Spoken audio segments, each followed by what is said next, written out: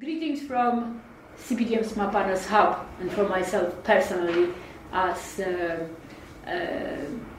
Joint Dialogue Convener and Chief Executive of Commonwealth Partnership for Technology Management, but above all as a Smart Partner JEG member alongside all of you. Today is the 24th actually of February, and it's almost the end of February 2016. And yes, indeed, there will be a 29th of February, one more day, and I invite everybody to join me for dividing by 4 your age and then be young forever, or join me in what is called Smart 29 in our movement. My special reason why I'm addressing a core group of smart partners is in leading countries in the movement is in relation to the undertaking, as usual, of putting together a CPTM Smart Partners Cooperative Framework for the financial year 2016-2017, which will start in April this year. And towards that effect, we were, our hub team here, the engine team here, was trying every other week to engage all those smart partners who would like to enlist some of their new issues and matters that they are preoccupied with or likely to be preoccupied in the next few months. Issues or matters in which a smart partnership practice, as we evolve it, all of us, under the CPTM umbrella in the last 20 years or so. So obviously background that we all had was the starting point for the putting together the cooperative framework are the achievements, the activities, or the progress made in each and every smart partners group hub in all the countries of the CPTM Smart Partnership movement from the 2015-2016, which were themselves supported or added to based on the open house and the think tanking that took place in December. So now quite a number of things in each country and in your country too became quite dynamic, and they are progressing in a most incredible, rapid way, even without realizing, because of particularly the impact of technology. And hence the CPTM umbrella and the smart partnership and the great networkability that we were able to achieve, all of us, is extremely useful for the time to come, and particularly for 16-17. So I wanted simply to remind you that the overall strategy framework of our movement is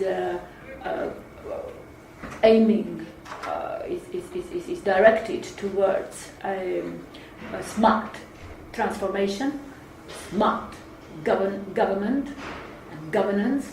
and that is based on a smart partnership delivery with an integration and inclusivity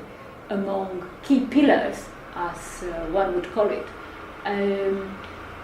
connected to the initiatives, the national visions, the financial inclusion led by the governors of central bank, the quality and standards led by Chief Executive Bureau of Standards, and of course the technology inclusion. Core group of smart partners who are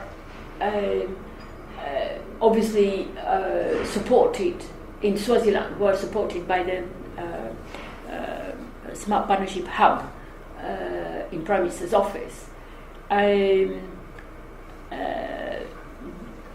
with the Executive Secretary Moses Zungu. The core group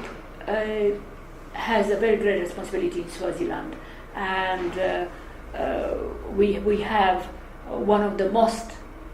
active and engaged, not only in Swaziland but in the movement group, together with obviously His Majesty and Her Majesty the Queen Mother, and we know His Majesty. We owe him the foundation of the Smart Partnership movement from earlier on, and he's also one of the key supporters and leading figures for the youth, the Smart 29ers, in addition to the key figure of the CPTM fellows. And His Majesty is maintaining the continuity for the Smart Partnership movement since right at the beginning. So we have a great responsibility from Swaziland, both within Swaziland and in Southern Africa, but also for the overall movement. Well, obviously, because of that, Gideon Mahlela, who is director on the CPTM board, coming from the private sector, and Cabinet Secretary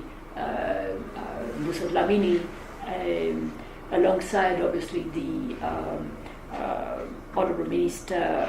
of Finance, Martin Lamini, and the Governor of Central Bank, Major Sisi Tole,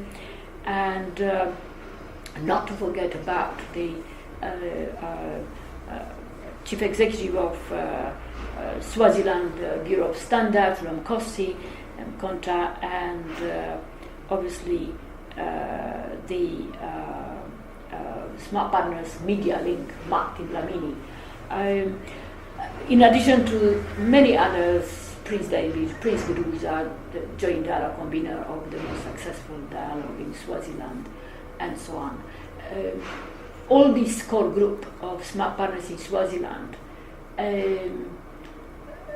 are probably quite engaged, and they would want to probably get together and try to see in what way some of the key issues, and I was discussing with our AT Lamini, the private sector, leading private sector in the movement the other day, some of the key challenges related to drought, or some of the key aspects of the national vision, including the contribution of from standards and from financial inclusion, may wish to be put on the agenda of the Swaziland program for 2016-17. There is again a joint executive group led by the Deputy Prime Minister and monitored obviously by the Prime Minister, to whom we owe very much for quite a long time, and